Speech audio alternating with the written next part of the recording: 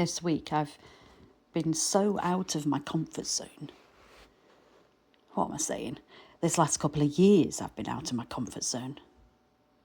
When I decided to follow Jesus, I hadn't really grasped how different my life might be. My job as a tax collector came with lots of difficult elements, not least the blatant abuse I would receive from my fellow Jews. But it also had a level of predictability and pattern, of certainty and sense. You can't go wrong with numbers.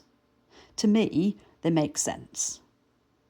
I'd always felt more comfortable with numbers and facts than people and emotions. You know where you are with numbers, and money followed from that. It comes in, it goes out. It never felt as complicated as people tried to make it. But life had gotten quite stale. The same routines, the same people, the same frustrations, the same lack of solutions. No one was offering any inspired ideas for how to build a better life or to solve the issue of the Romans. It was just constant complaining and surviving and saying we were waiting for the Messiah to sort it out. Not sure how high our hopes were of that ever happening. And then Jesus came on the scene. At first, it was pretty low-key, with odd incidents accompanied by rumours. Then there would be impromptu gatherings and some scene or other occurred, and stories about someone healing people and speaking about scripture. I couldn't help but be interested as I overheard the people queuing to pay their taxes quietly gossiping. Even I could tell there was some excitement around. So I decided to go and find out for myself. Totally out of character for me, I actively went searching for this someone, and on a few occasions I managed to see him and to join the back of the crowd. He spoke differently. There was compassion and yet challenge. Such wisdom and truth, but spoken simply so everyone could understand. I became a bit obsessed and took every opportunity to seek him out.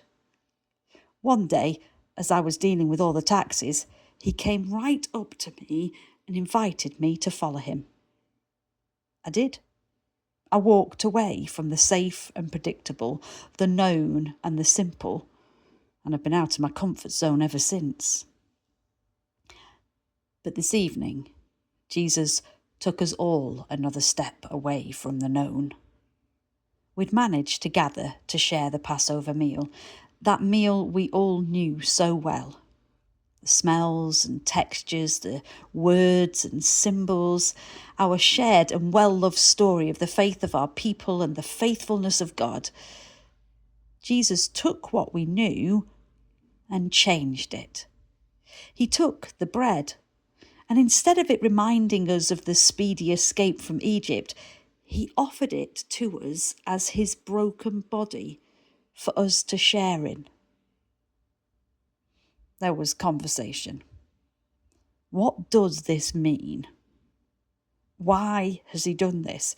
Is it not important to celebrate Passover as we've always done?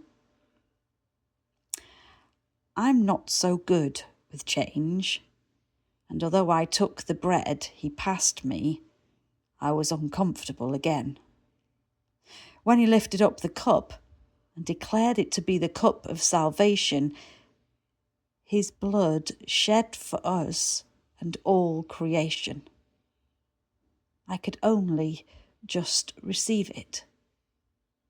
I knew he was giving us something special. I could not understand what it was, but I knew I would need it. Jesus continued to push us out of our comfort zones that evening. We were just settling back and relaxing a bit when he decided he was going to wash our feet. He came to me first, knelt there in front of me, and almost smirked at me. He knew that this would be so hard for me. It's not just that washing feet is a servant's job. It's that I really don't like to be touched at all. He didn't rush me, though. He waited till I was ready, and then he lifted my foot and cleaned it with such tenderness, firm and reassuring. And when it was clean, he looked in my eyes just for a moment as if he was proud of me for trusting him with something so hard for me. I couldn't have felt any closer to him. My heart burst with the love we shared.